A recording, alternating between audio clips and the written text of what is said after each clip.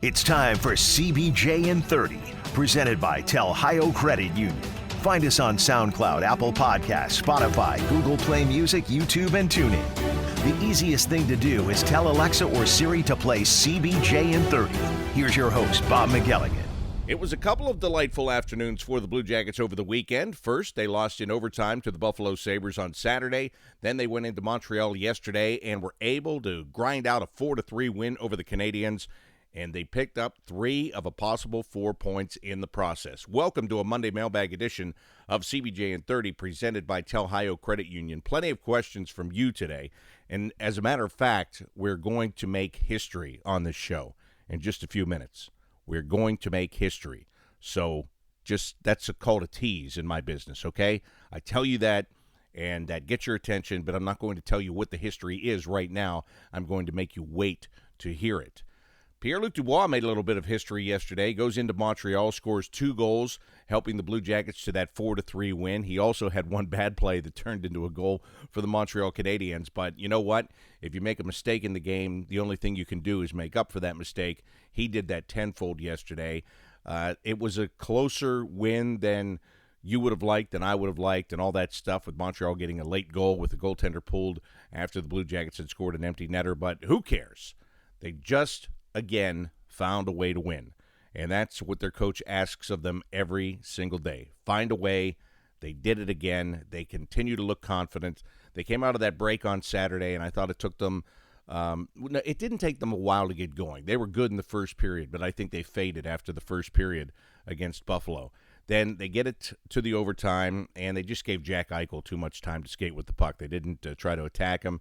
They let him just come in, set the pace, pick his spot, and win the game. So that was disappointing, but the way they bounced back yesterday was huge. I mean, if you come out of that with only 1 point out of 4 coming off the break, you have the excuse built in because of the break and because you hadn't played in 9 days.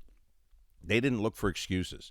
They just went out and, again, found a way. They just went out and did their job.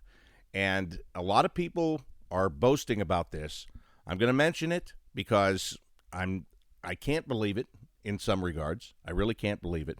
But it is it's kind of a visual illusion, if you will. And here's what it is. The Blue Jackets are in 3rd place in the Metropolitan Division. As you know, the first 3 spots are guaranteed playoff spots. The wild card spots, they're just that. It's a crapshoot. But they're in 3rd place ahead of the New York Islanders. The Islanders have 3 games in hand. Now, I have told you for years, and I will stand by this, I mean it, games in hand are only good if you win them. I get it. But that is 6 possible points. So instead of being 1 point ahead of them, you could be 5 points behind them. Okay? I don't think the Islanders will lose all 3 of those games. They may lose 2 of them, but I don't think they lose all 3 of them. Anyway, it's a great feeling. And if you would have said to me at some point, maybe in early November, do you think the Blue Jackets can get to 3rd in the division? I would have said, I wish, but there's no way. Because that's the way it looked at that time. That's how it was at that time. Let's be honest. They were playing well, but they were losing. They weren't getting breaks. They weren't creating breaks. They weren't finding a way. But now they are, and they're in that spot. So, again, it's great. It's tremendous. But with, 29 games left, it's a bit of an illusion when you look at the games that the New York Islanders have in hand. So, anyway, we'll see how it all sorts out at the end. But the Blue Jackets have put themselves not just in the conversation, but a serious conversation as far as, can they wind up in one of those top 3 spots? I don't see any reason right now, today, as we talk, I don't see why they couldn't. I just don't, because they are playing that well. They are playing with that level of confidence. They just believe they're going to win. They just believe no matter what that they're going to come out on top, or they're at least going to come out with a point. You can just tell the way they carry themselves, the way they talk, the way they play. They just expect to be there. They expect to win games. And that kind of confidence, you just can't snap your fingers and have it appear. You've got to work to make it happen. They've put in their work. They have the confidence. And they're a pretty dangerous club right now. They are a dangerous club. I don't think a lot of teams want to play against the Columbus Blue Jackets right now. And And now they're at home for the next week. 3 big games this week, starting tomorrow night with the Florida Panthers here. Florida's in this wild card mix. They're behind the Blue Jackets. The Blue Jackets want to keep it that way and try to create a little bit of separation. Then you've got Detroit here on Friday. That is a should-win game. On paper, it's definitely a win game. On paper, it's guaranteed win night, quite frankly. But there's nothing guaranteed in the NHL with the parity that exists in the league. And then on Saturday, the Colorado Avalanche are going to be here. And that, again, on paper, and I don't know if this is fair to say, but I think it, on paper, that's the toughest one of the 3. Florida's going to be tough, don't get me wrong, but just looking at it, on paper, Colorado is the toughest game of the 3. So, anyway, that's the way this week shapes up, and the Blue Jackets are in good shape as of right now. I'll tell you what, if you are not in good shape financially, or maybe you are in good shape financially, but you want to be in better shape, or you want to take care of yourself financially, and you don't know who you can look to for help, I'm about to tell you. The folks at Tel Ohio Credit Union. They can help you with your financial needs no matter what that need is. It could be something as simple as needing a checking account or a savings account. It could be something more complex like a debt consolidation loan. It could be getting a business loan for your small business, or getting your small business finances taken care of there, putting your money there. It could be all of those things. It could be some of them. It could be all of them. Whatever you need, they are there for you at Tel Ohio Credit Union. They have plenty of services, and to find out what all of them are, all you have to do is visit their website at telhio.org. It is very well laid out. You just click on the tabs. The information is right there, and if you cannot find what you're looking for, they are still there to help you, and they are there during business hours immediately. There's a live chat option on the right side of the screen. Click on that. A box will pop up, and you can ask your questions and have them answered right then, right there. Or you can do it the old-fashioned way. You could stop by any Tel Ohio Credit Union office and actually talk to a person. I know it's scary. I know in this day and age people don't like to do it. But guess what? It's still effective. And that's what makes them effective. They're people. They are, I almost got tongue-tied there. I don't know what I almost said. They are people persons. They love people. That's what they do. They serve people. So they can serve you. They can help you with your finances at Tel Ohio Credit Union. They're available to everyone in central and southwestern Ohio and federally insured by NCUA. Now, I promised you we were going to make history, and we have come to that point. We are about to make history right now. Ever since the first of the year, I've given you the option to ask your own questions on this show by just getting on your phone, doing a voice memo, asking your question, saying who you are, where you're from, asking your question, and then emailing it to me, bobbymac@bluejackets.com. I've given you that option, and many of you have taken full advantage of that option, and it's been great. I think it's added to this show. I enjoy it. I like to hear your voices, ask the question. But the one thing that we haven't had to this point was a question from one of the ladies. Well, today, that all changes. Today, we make history right here on CBJ and 30, presented by Tel Ohio Credit Union. Let's make history right now. Hi, Bob. This is Jody, and I'm in Asheville, Ohio. I had a question about Mike Harrington's comment on Friday's podcast about the Columbus Blue Jackets being the best position in the wild card, but obviously not making it to the Stanley Cup final. My question is, why is that obvious to him? We've beaten Washington. We've beaten Boston. We've played really, really good hockey. We've beaten the best. So why is that so obvious to him? Thanks. Well, Jody, first of all, thank you. And you are the first woman that has asked a question, actually voiced a question on this show. And I hope that you are one of many. So you are breaking new ground here. And you do have a great question as well. And I love the fact that you're referring to Friday's show, which means that you're listening all the time there in Asheville. So thank you very much.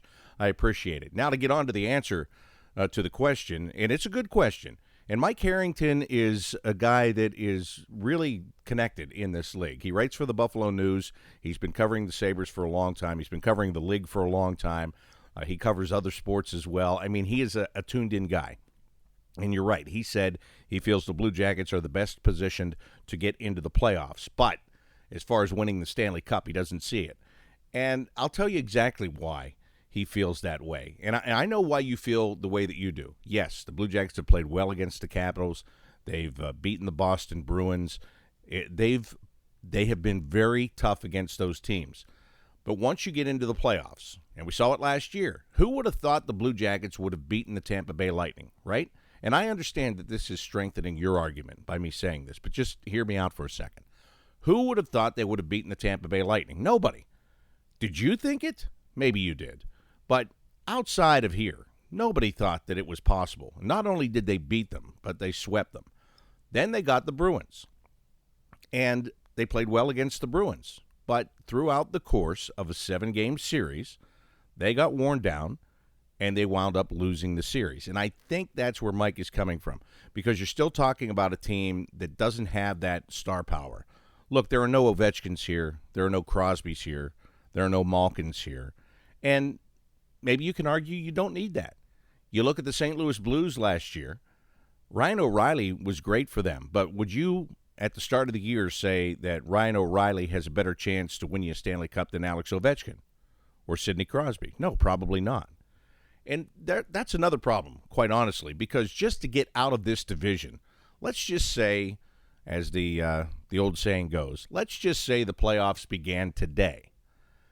Then the Blue Jackets would have to play against the Penguins. And I'm not saying they couldn't beat the Penguins in a series. I think they have their best chance to beat the Penguins right now. I really do think that. And I know the Penguins have been a beaten-up team, and they've had to change the way they play. And, you know, they've had similar storylines to the Blue Jackets. They got a lot of contributions from young guys out of the American Hockey League this year that have kept them afloat and kept them going until their stars got back. Very similar storylines, except they have those stars and the Blue Jackets don't. And I think what Mike is saying is it's the teams with those stars that are used to being in the playoffs, that have won Stanley Cups before, that rise to the occasion in the playoffs.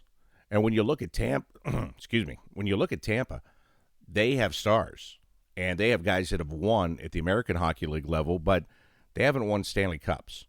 And to go through the Penguins, to go through the Capitals, quite frankly, to go through the Boston Bruins, I mean, you're talking about really experienced playoff players. Now, that doesn't mean the Blue Jackets can't beat them. It doesn't mean that at all. It's just that from an outsider standpoint, and maybe from an insider standpoint too, if you're really honest with yourself, you got to look at it and say, you know, can this team, the way they play in the regular season, the way they have played, can they continue to do that and win 16 more games in the playoffs? Because, look, what they're doing right now is hard. The way they're playing is hard. That break for them was key, because you get worn down.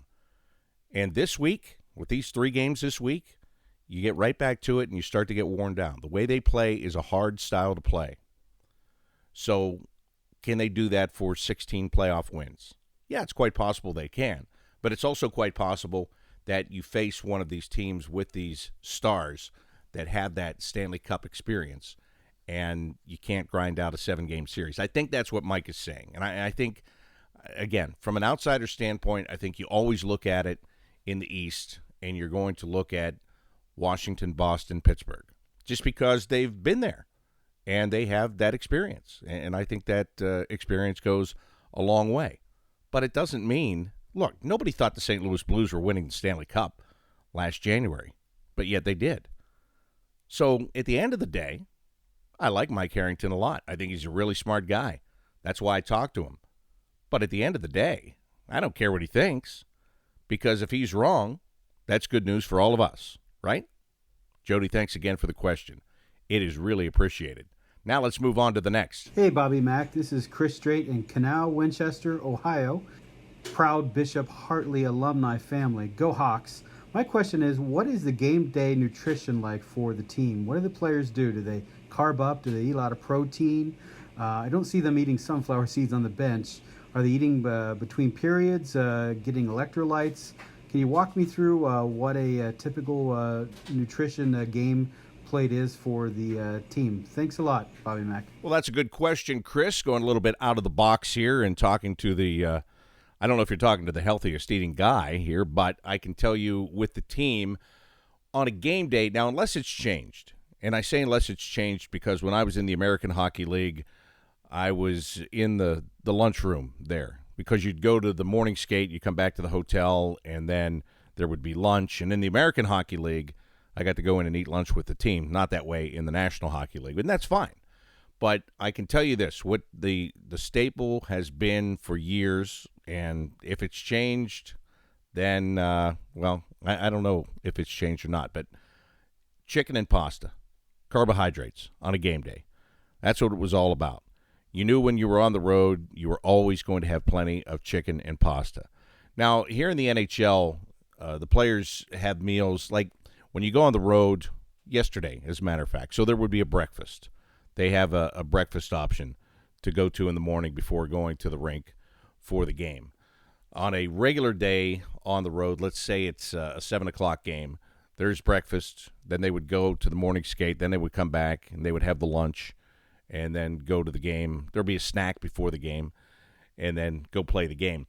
As far as in-between periods, that would be an individual thing, but I don't know that there's any set plan. There's not a set team plan. Maybe some guys grab something quickly, and other guys don't do anything. So it's not. There's not really a set plan with them, but game days have always been carbs, chicken and pasta especially has been the thing. I remember when we used to go on the road in the American Hockey League and would go out for dinner the night before a game, and our coach would be like, "Don't order chicken or pasta, for goodness sakes, you know you're getting that tomorrow." So that has been, is to my knowledge. Now, and again, if it has changed, and I know that so much has changed in this game, but I still believe that is what the game day plan is, to bulk up on those carbohydrates and then go burn them up during the game. Now let's move on and take a couple of questions that you've sent me via Twitter at Bobby Mack Sports, and we'll start with Jason. And Jason sent this one after the overtime loss in Buffalo on Saturday. Jason says, I feel like the Blue Jackets never win the opening draw in overtime, which is a huge reason that they have so many losses in overtime. Don't they have a Dubinsky-type guy that they trust to win a couple of these, maybe Boone Jenner, and then jump off the ice afterwards? Yes, Jason, they do. In fact, Boone Jenner has done that this year, where he's come out to take that opening face-off and then gone to the bench.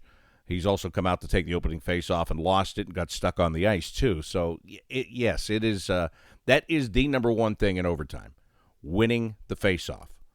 And if you have possession of the puck in overtime, then you are at a great advantage because of the 3-on-3 and, well, because of what Jack Eichel did the other day. I mean, he was able to come down and control that entire play and then score before the Blue Jackets ever had possession of the puck. So, yes, that is that's a good question that you have, and Boone has done that before. I thought Dubois was doing a good job of winning draws in that game against the Sabres, and I think that's why John Tortorella just had him go out there and do it, because he's the guy that's coming off the bench anyway. But I thought he was doing a fair job of winning faceoffs, and so that's why they just went with him. Actually, the Sabres did it. That's exactly what they did. They put Curtis Lazar out there to take the faceoff. He won the faceoff and immediately went to the bench, and Sam Reinhart came over the boards. So the Sabres, they did that. They put out a guy to win a faceoff. He did win the faceoff. But, yeah, I mean, Brandon Dubinsky, that was one of the things last year that he was so good at, was winning those faceoffs, and especially in the overtime to get them the possession and give them a chance to win. So it's a great question. It just didn't work out on Saturday for them. But, I mean, what guy is there, like when Doobie was doing that, you knew that he was going to win the faceoff. He was just that good at it. I don't know if there's a guy, I would say there's not a guy right now that I would look at and say, definitely going to win the faceoff. Definitely, no question about it. Boone is the best bet, I think. But, it's not – I don't feel as confident about that as I did last year when they would put Dubinsky out there to do that job. So, again, didn't work out for them on Saturday. The next time they go to overtime, maybe John Tortorella takes a different approach to it. David Lytle says, as I watch the Montreal game, I notice how nice and clear the view is. Do you have a favorite booth or arena that you love, and which arena has the best atmosphere? Well, let's start with the atmosphere part. I think Montreal does. I really do. I mean, every time they get close to the net, there's that crowd just rises right to the occasion with their team as they're coming into the zone and starting to put the pressure on, gasping with every shot that is stopped or misses the net and all of that. It is a great atmosphere in Montreal. It really is. And it's a great vantage point, too.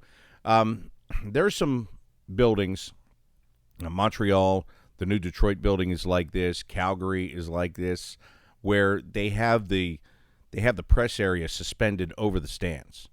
It's kind of a ring above the stands, and it hangs out over. So, like when I'm in Montreal calling a game, if the play is right in front of the penalty box, I mean, I've got to get almost up off my seat to look down over the edge to watch the play because you're looking from that vantage point.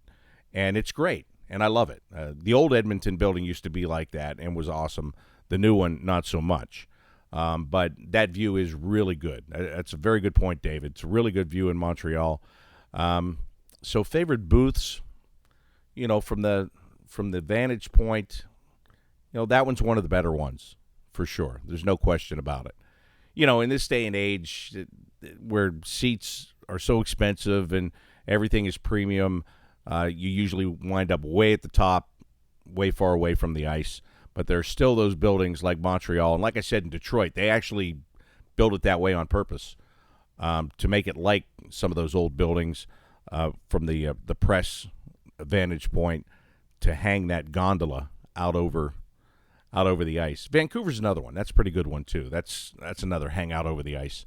So those are all good buildings, fun to go to and to call the game from. Next question, Cameron Judson says, do you see the Blue Jackets trying to add pieces down the stretch? Well, I see them trying to add pieces if the price is right and if the fit is right, to be honest with you, Cameron. I think chemistry is a big thing on this team right now. I think they have really good chemistry. I think if you were going to bring somebody in from the outside, and you're probably going to look for somebody that scores goals a little bit more consistently, I get that. But you have to make sure they're the right fit, too, because you don't want to really mess with the chemistry on this team. But Jarmo Kekalainen always says that you're always trying to make your team better. He will continue to try to do that. Again, it's got to be the right deal. It's got to be for the right price. But if all of that exists, then yes, they will look to add down the stretch. Jacob Grimmett says, with three goaltenders now playing well and having solid numbers, are we in a situation similar to the New York Rangers where we might see one of them be part of a deal to improve the scoring? I don't think so, Jacob, and I'll tell you why. Because of the three that you speak of, Matiss Kivlenieks would be the only expendable guy. Elvis isn't going anywhere. Korpisalo isn't going anywhere. So it would be Kivlenieks. To me, you're asking me, and this is what I say. And he is not – look, he's played 2 NHL games, right? And he's 1-0-1. He's done fine, but he's not going to bring you anything, I don't think, in a trade. And if you were to trade one of the other two, let's just say you do. Let's say you throw one of them into a package for some unknown reason. Now Kivlenieks is your regular backup. That's not a good situation either. So, no. None of those goalies, as of this moment, nobody is going to be included in any deal to go anywhere. It just wouldn't make sense. Kivlenieks isn't ready. He's not going to draw any he's not going to really get you anything. I don't think he has enough bite to get you anything from another team, even as part of a deal. And one of the other guys certainly would, but then you're going to be left with a weaker situation when it's all said and done. No offense whatsoever to Matiss Kivlenieks, because he has done well. He's done his job here, and that's all they want him to do, is do his job. He has done it. He's done it well. Next question, continuing on a goaltending theme. John Butcher says, any timeline on Jonas Korpisalo's return, and do you see towards having an issue with who starts what games between Korpi and Elvis? I see Korpi as our number one, but I know a lot of people will argue that. And also, do you see a rift happening between Korpisalo and Elvis? Again, let's answer the latter part of the question first. No, I don't see any rift between the two guys. They get along well. They understand their roles. And I think that's something that you need to understand. Not just you, you in general. Goaltenders pull for one another. Yes, they both want to start. Yes, they both want to have more playing time. But they pull for one another because there's only two guys that do that job on a team, right? It's a hard job. And they know, Korpisalo knows what Elvis has gone through to get to this point. Elvis knows what Korpisalo's gone through to get to this point. They both appreciate it. And they get along, and they challenge one another. That's what's going to be the good part about it. It will be a challenge. You've got to be on top of your game if you want to play because the other guy's ready to play. So I don't care who the number one is. The number two is going to be breathing down their neck all the time, and that creates a great sense of competition. And when Korpisalo comes back, they will ease him back into the lineup. They do see him as the number one, but they will ease him back. Now, where is he? He is skating. He's actually on the ice with pads on now. So I would say probably, barring any setbacks, maybe 2 weeks from now. Kevin Bailey, do shows like Disney on Ice drastically alter the ice when the team returns afterwards? With other teams that share arenas with basketball teams, do you hear about the ice being less than ideal? And I just wondered if that applied to an ice show. No, it's different. Now, what they do for Disney on Ice is they actually build up the ice a bit because then they paint over all the logos for the Disney on Ice performance. They paint over all the logos, and then they go back and they shave it down to get it to where it was, and all the logos reappear and all that stuff. I think that stuff's amazing, by the way, how they do all of that. I think it's amazing how they do it. It is a real art and craft, the way they treat the ice here in the NHL. Now, as far as teams that have basketball, they share with a basketball team, that's different because then the ice gets covered up, whether it's for basketball, whether it's for a concert. The ice is not as good after they cover it up and then they uncover it. Especially, you go to a place like Madison Square Garden, they'll play basketball in the afternoon, hockey at night, and that floor's been covered all day with people on the floor, and then they take up all the flooring, and then the ice is not as good, and the puck bounces around a lot. Yeah, that happens quite frequently. But with the Disney on Ice, that's a totally different thing because the ice is not covered. They just build it up a little bit, and then they repaint it, and then they shave it down after the show's over. So that doesn't have nearly the effect that a concert or a basketball game does. Well, look at that. We have run out of time for today's show. If I didn't get to your question, I will keep it. Maybe we'll get to it next week. You can always send it to me, send me new questions at any time you want to. You can tweet them at me, at Bobby Mac Sports on Twitter. Again, if you want to record a question, use your voice memo on your phone, record it, email it to me, BobbyMac@BlueJackets.com. I will gladly take your questions that way, too. Tomorrow, the Blue Jackets will take on the Florida Panthers, 7 o'clock game at Nationwide Arena. And again, to look ahead, and I know John Tortorella doesn't do it, but I'll do it for you. Friday night, hockey is for everyone night at Nationwide Arena when the Blue Jackets take on the Detroit Red Wings. And on Saturday, the Colorado Avalanche come to town. For information about all of those games or to get your tickets, all you have to do is go online to BlueJackets.com. Again, thanks for all of your questions, making another great Monday Mailbag edition of CBJ in 30, presented by Telhio Credit Union. I'm Bob McElligott saying so long.